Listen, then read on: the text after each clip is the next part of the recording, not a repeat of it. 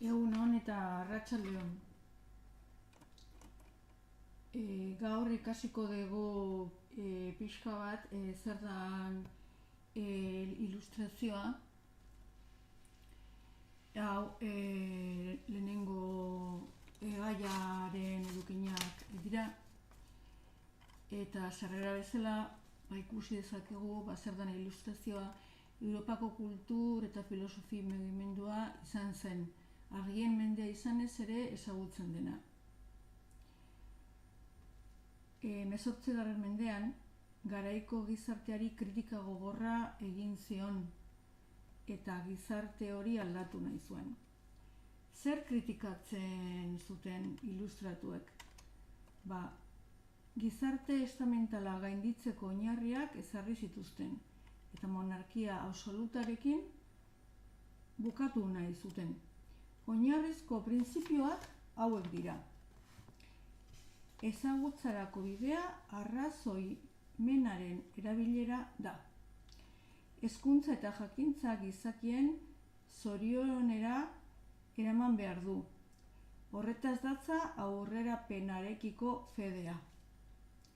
Tolerantzia giza bizikidetzaren oinarria da.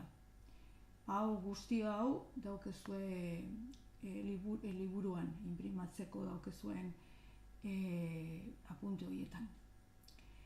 Ilustrazioen eragina handia izan zuen ilustrazioa garaiko alderdi politiko eta sozialetan. Merkataritza eta industria askatasuna aldarrikatu zuten eta hiritar guztien berdintasuna ere. Ilustratuak jarraitzaileak izan zituen, errege eta politikoen artean. Gero hurrengo zutabe honetan, kuadro honetan, lauki honetan daukezue, ilustrazioa Euskal Herrian. Euskal Herrian 18. mendean kultur loraldi oparoa bizi izan zen. Frantziatik itsaso bidez heltzen ziren berriak. Leku batzuk dauzkagu Euskal Herrin, batez ere bilkurak egiten ziren lekuak dira, eta hemen ilustratuen ideia garatu eta hedatu ziren. Hau dira, adibidez, Lekeitio, Mutriku, Bilbo, Donostian.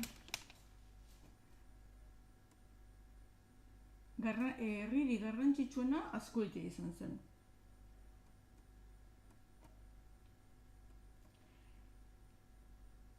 Azkoitien Euskal Herriaren adiskideen erret elkartea sortu zen. 1775 urtean sortu zen. Karlos Hirugarrenak baimena eman da eratu zen elkartea.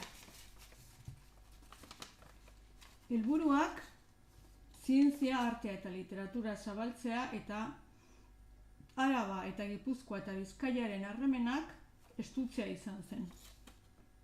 Nekazaritzan hainbat aldaketa egin ziren. Euskal Herrin ikerketa eta irakaskuntzan aitzindaria izan zen erret mintegia. Kimika eta metalurgia irakasteko irakasle ospetsuak kontratatu ziren. Eluiar anaiek metal bat isolatzea, wolframio hain zuzen ere, lortu zuten. Xanbier Munibe, Peñafloridako kondea, Azkoitien jaio zen, zientzilari, politikari eta idazle izan zen.